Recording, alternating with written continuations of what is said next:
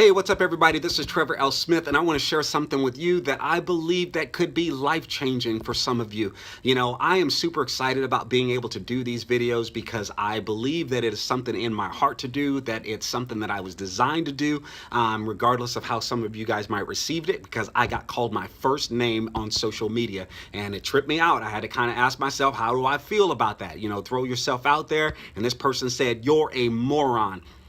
You're, Y-O-U-R, a moron.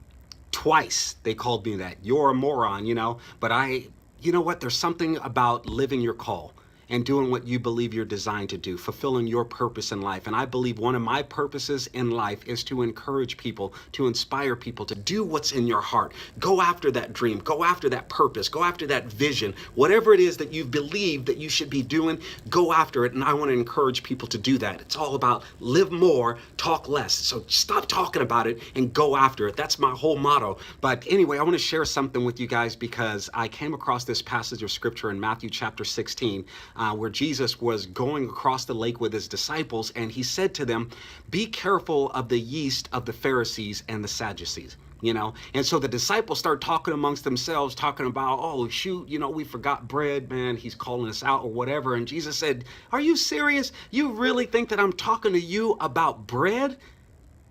Because you didn't pack a lunch? You think this is the reason why I brought that up?" He said, "Be careful of the yeast of the Pharisees and the Sadducees."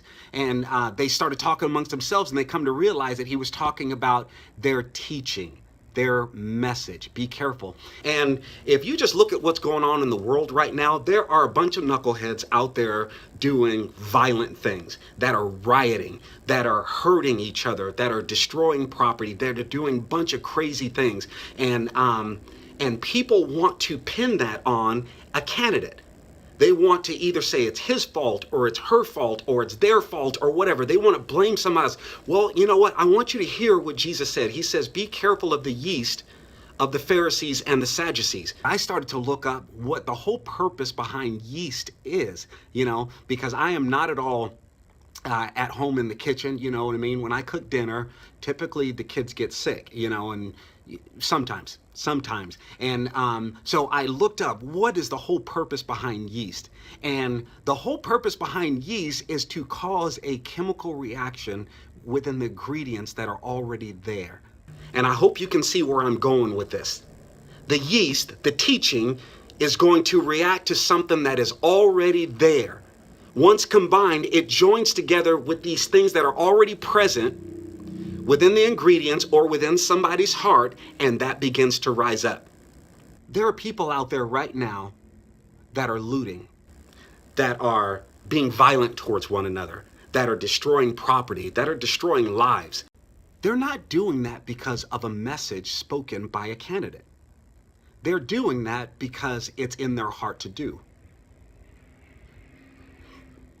They're not being violent towards someone else because someone spoke those words. They're being violent towards someone else because it's in their heart to be violent. If you're not racist, it doesn't matter what anyone else says and what role they play in your life. If you're not racist, that's not what's going to rise up on the inside of you when that yeast get added to whatever's in your heart. If you have a heart that promotes unity, when someone speaks division and they speak hate and they speak dissension and discord and fear, that kind of stuff is not going to rise up on the inside of you because it's not there to react to. So, if you want to see change happen, change doesn't happen with someone in office. Change happens within our own hearts. You want to make a difference. It's not about electing someone in the office. It's about changing your own heart. It's about you being an example to the people that are within your sphere of influence. That's how change happens. That's how peace happens. That's how unity happens. Because when that message, that yeast goes out and it joins together with something, you cannot put hate on the inside of me, please. You cannot put racism on the inside of me. I was a nerd in school. I had 3 friends. But I married me a hot white woman. Not because she was white, because she was the perfect person for me. And we have 6 beautiful mixed kids. 6, because she is a hot woman.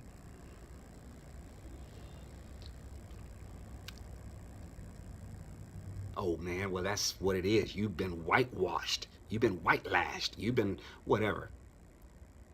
Well, you know what? When I first moved into this office building, I saw this guy and I went up to him and I said, Izvinichi, как вы поживаете? He said, oh,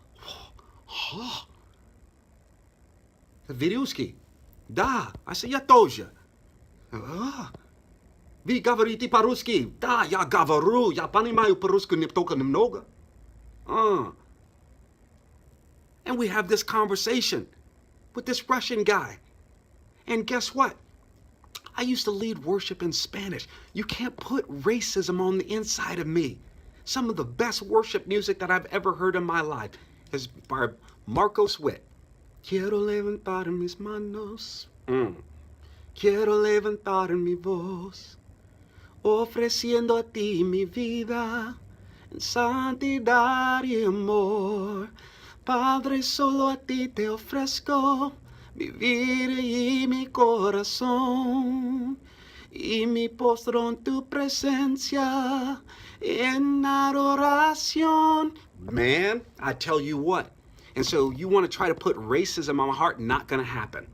Not going to happen, because there's nothing to react to regardless of who's speaking that message, who's promoting that cause.